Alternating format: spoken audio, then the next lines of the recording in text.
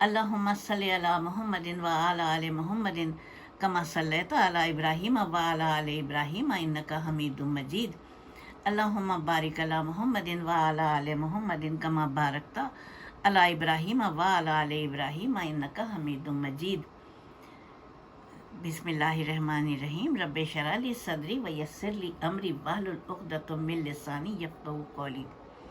कुछ तज़किरा होगा इस पोस्ट में झीलों का और झीलों की हयात का और बर्ड्स का जो आते हैं विंटर में और अपना टाइम यहाँ स्पेंड करते हैं हमारे वतन में खूबसूरत झीलों पर। तो तज़किरा करती हूँ सबसे पहले हालिजी झील का। हालिजी झील ये झील ठट्ठा से शुमाल की जानिब अपनी नौइयत की बड़ी अनमोल झील है। अब देखिए झीलों पे उड़ते हुए आप देखिए परिंदे, देखिए कितने हसीन लग रहे हैं, कितने हसीन लग रहे हैं। ये पाकिस्तान के आबी मकामात में से एक बेहतरीन तफरीगाह है। जब आप इसकी सैर को जाएंगे तो आप देखेंगे ता हद्दे नज़र बहता हुआ पानी, सरसराती हुई ताज़ा हवाएं, दरख्तों की हरी भरी छाँव और खूबसूरत चहचहाते हुए परिंदे, ये यहाँ का माहौल है। जब कोई सयाह जाता है इसकी सैर के लिए तो फिर वो महव हो जाता है और अल्फाज उसके गुंग हो जाते हैं। अगर देखिए तो ज़िंदगी इतनी तेज़ हो गई है कि हमें एक दूसरे का ख्याल भी नहीं रहा है, लेकिन ऐसे में तफरीह का ज़रूर वक्त निकालना चाहिए अपने प्यारों के साथ। बहन भाई ख़ानदान, इस तरह से दूर होता हुआ ख़ानदान भी करीब हो जाता है और तफरीह भी मिल जाती है। वैसे भी मौलाए कायनात हज़रत अली अलैहिस्सलाम ने फरमाया है कि अपनी ज़िंदगी का 10% हिस्सा कुदरती तफरीह के लिए ज़रूर रखो। अब देखिए इस झील की लंबाई है 685 मुरब्बा मील, 685 मुरब्बा मील, और इसकी गहराई है तकरीबन 17 फीट। इसमें परिंदों की और आबी हयात की और नबातात की बहुतात है और कुदरती मनाजिर को तलाश करने वाले यहाँ लोग जो आते हैं तो फिर वो कहते हैं हमारा वापस जाने का दिल नहीं चाहता है। ये झील कौमी शाहराह से बस चंद किलोमीटर के फासले पर है, इसलिए इस झील पर पहुंचना आसान भी है। हालिजी झील की सारी दिलकशी और तमाम तर हुस्न इसका नीला पानी है और मुकामी परिंदे और मेहमान परिंदे इसकी दिलकशी में इजाफा करते हैं। आज से 18,000 साल कबल जब ज़मीन के मौसमी हालात ने तब्दील होना शुरू किया और ज़मीन का दर्जे हरारत बतदरीज बढ़ने लगा, उसके नतीजे में कुतुबैन पर जमी बर्फ़ पिघलना शुरू हो गई, यानी अंटार्कटिका जैसे। और सेकंड क्या कहते हैं, अंटार्कटिका तो हमारे यहाँ कहलाता है, पाकिस्तान में इतने पहाड़ हैं, बर्फीले पहाड़ हैं। बुलंदी से पिघलती हुई ये बर्फ़ ज़मीन पर पानी बनकर फैलने लगी, जिसके सबब ज़मीन कई खित्तों में तकसीम हो गई और बहुत सारे आबी ज़खायर वजूद में आए। हिमालयाई सिलसिलों से निकलने वाले आबी रास्ते शुमाल के बुलंदो बाला पहाड़ों से जुनूब के दलदली इलाकों तक फैले हुए हैं। दरिया सिंधी देख लीजिए, क्या अजीम शान दरिया है। फिर उधर से दरियाए ब्रह्मपुत्र देख लीजिए, वो हिंदुस्तान में जाता है। गंगा देख लीजिए। दरियाए सिंध हमारे मुल्क का मरकज़ी दरिया है, जो शुमाल के बुलंद बाला हिमालयाई खित्तों से शुरू होता है और फिर सैराब करता हुआ मुख्तलिफ वादियों को, शहरों को, करिया करिया फिरता हुआ, फ़ायदा पहुंचाता हुआ बहीरे अरब में जा गिरता है। हालिजी झील दर हकीकत में एक तालाब था, जहां बारिश का पानी जमा होता रहता था।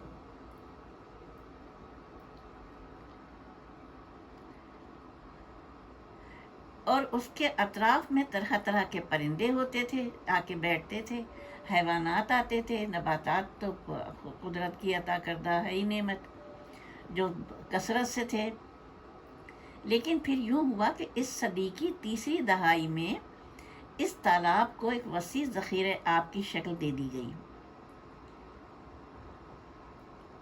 ये अंग्रेज़ों का एहसान है कराची पर, जिसके बायस ये कराची शहर की आबादी को पानी की फराहमी का एक बहुत बड़ा ज़रिया बन गया।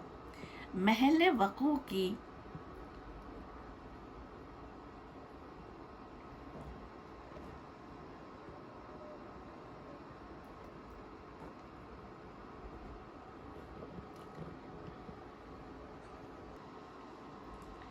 महल वक़ू के एतबार से हालिजी झील कौमी शाहराह पर है, बस कराची से चंद घंटे की मुसाफत पर।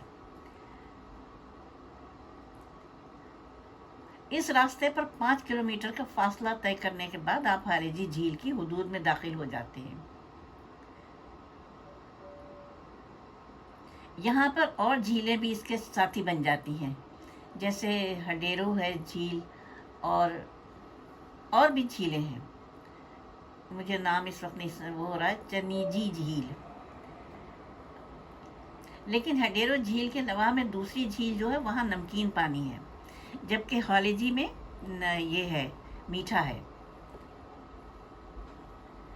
अच्छा, झील पे कौन कौन आता है? बगले, कूंज, पेलिकसन, हंस, अनवा व अक़साम के परिंदे और खूबसूरत तफरीही मकाम। हालिजी से 50 किलोमीटर दूर एक और झील है जिसका नाम है किंजर झील, लेकिन अभी हम किंजर झील पे बात नहीं करेंगे। अभी हम हालिजी पे चल रहे हैं। जैसा कि हम जानते हैं, यहाँ परिंदों के झुंड आते हैं, और वो दरख्तों पर जब बैठते हैं तो इतने ज़्यादा होते हैं कि दरख्तों का ही गुमान होता है। देखिए कितना खूबसूरत वो है।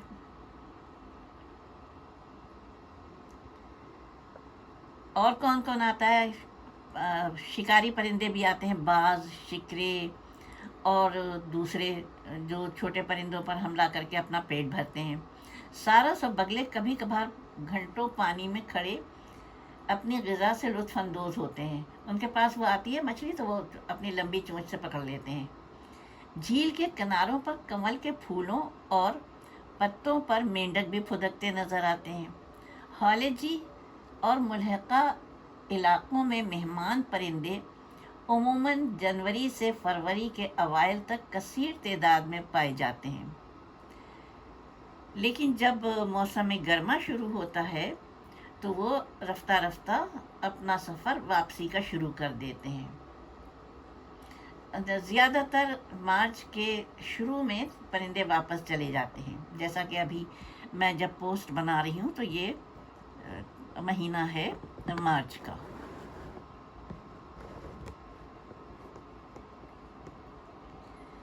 झील की इस पुरसुकून दुनिया के ऊपर भी एक दुनिया होती है उस वक्त, जो महव परवाज़ होती है।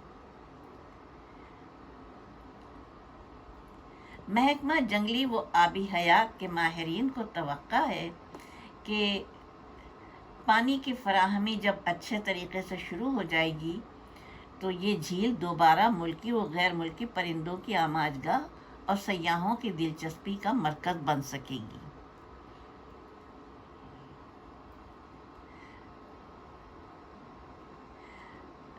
محکمہ جنگلی حیات کے سربراہ حسین بخش نے BBC کو بتایا کہ ہالے جھیل کو بحال رکھنے کے لیے 28 فٹ پانی درکار ہوتا ہے، اور حکومت سندھ کی حالیہ کوششوں سے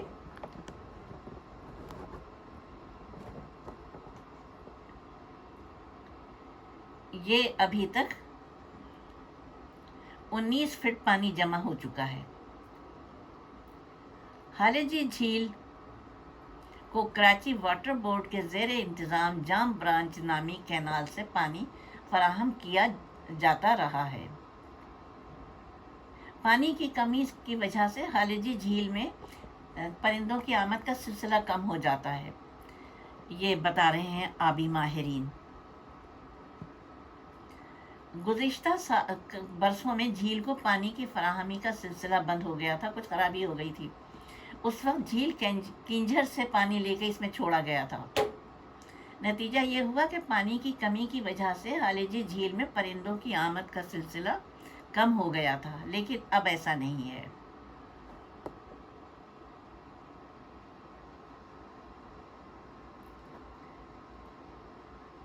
حسین بخش کے مطابق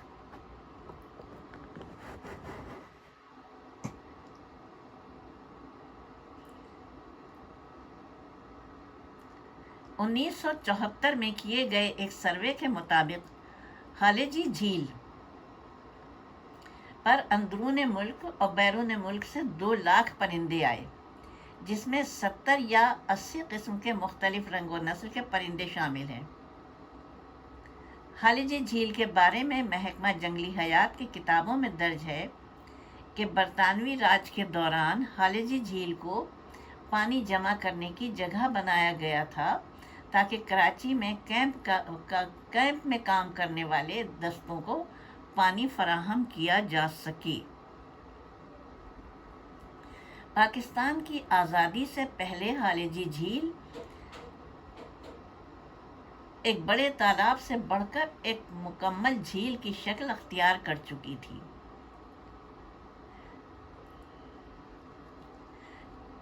ایران میں 1971